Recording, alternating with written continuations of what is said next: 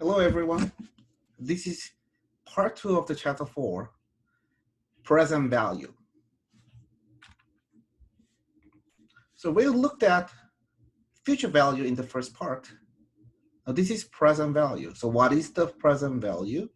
Again, present value is the current value of future cash flow discounted at the appropriate discount rate and the value at t equal to 0.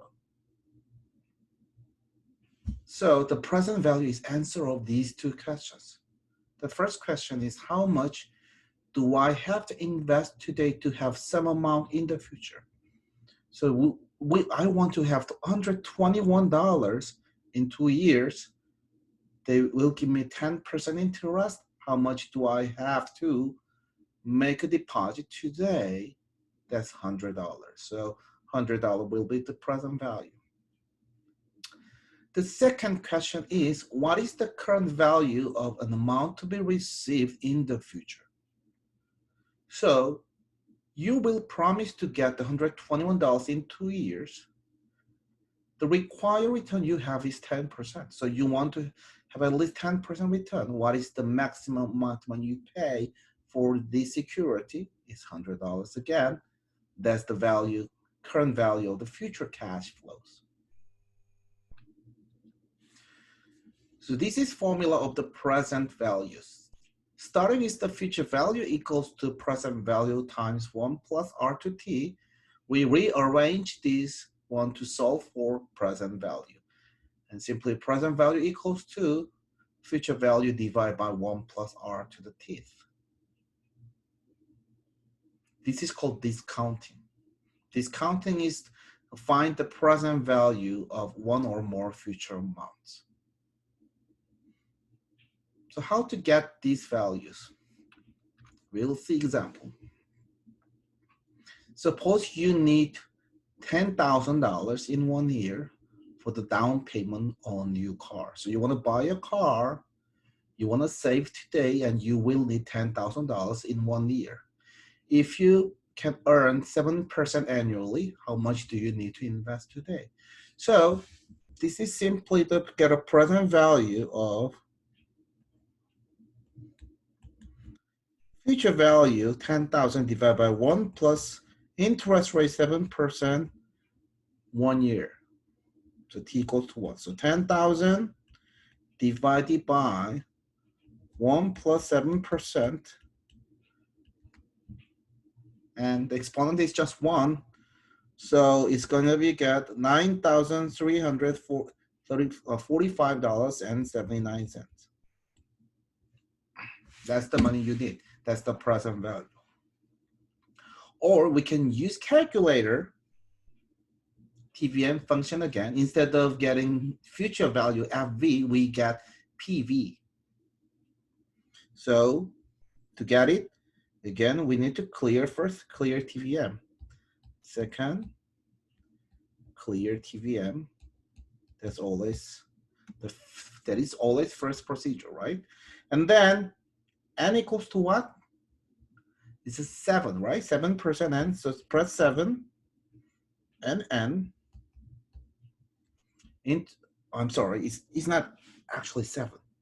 It is 1, right? 7 is interest rate, it's 1. So press 1 and n. You just the n equals to 1, right? And then the next one is interest rate. Interest rate is 7. Not gonna be 0.07 though. It's a 7 in the calculator. 7 and interest. PMT equal to 0 all the time for chapter 4, right? And then future value is now 10,000. You need 10,000, which means you're gonna receive 10,000 in 1 year. Receiving inflow just positive. So 10,000 future value. So 10,000 and future value.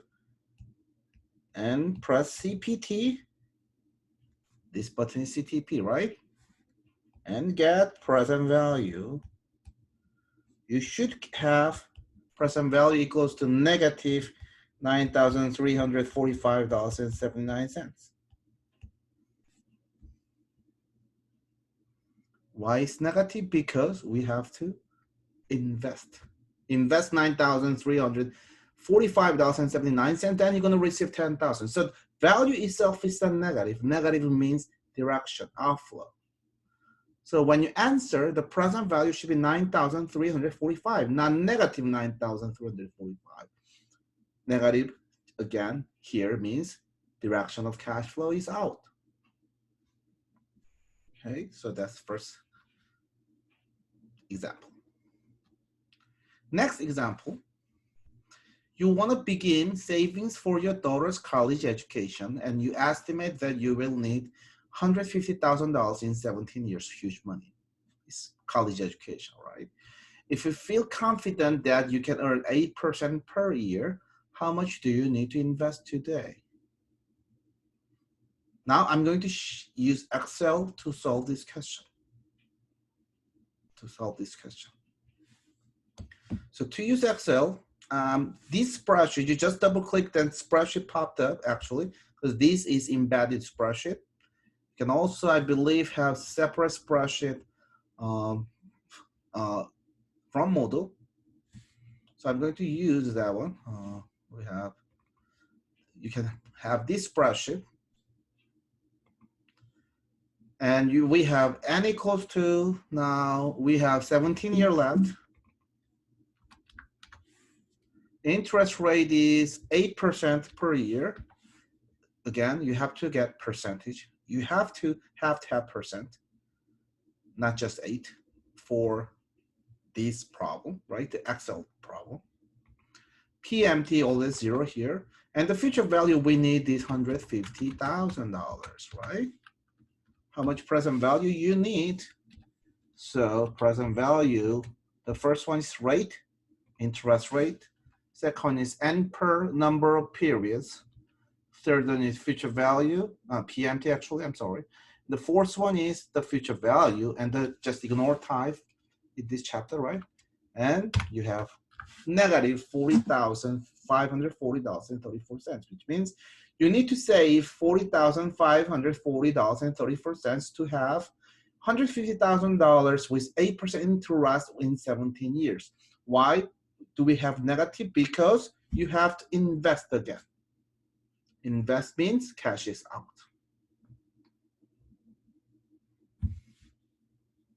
So you can use Excel too.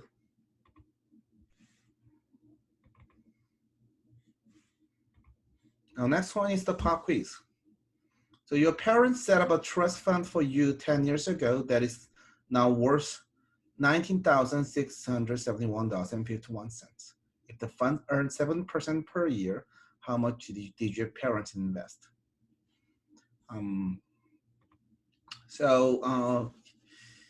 My hint is you need to find, so $19,671.51 is the future value, right? How many years? 10 years, interest rate 7%. Get a present value. All right, so take your time, solve an answer. All right, so to get it, we can use the calculator here. Let's use calculator. You can manually do that too, but let's use calculator.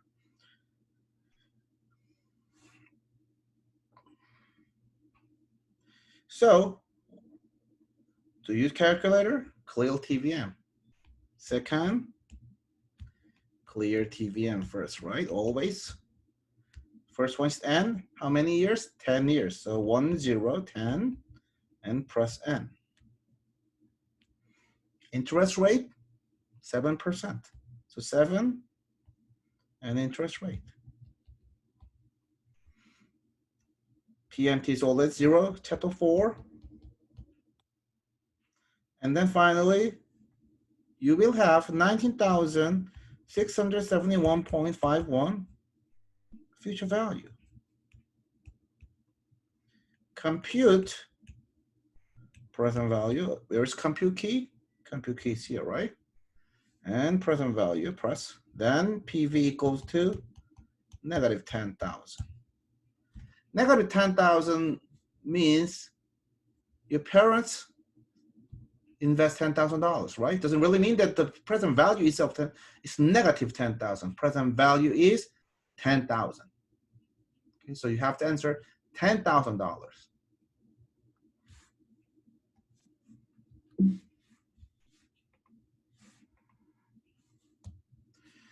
So from this present value formula, we will recognize that the longer the time period, so as t increases, present value decreases, right? Because t is the denominator. More time, lower present value, actually. I'm sorry, this is present value. Typo. Present.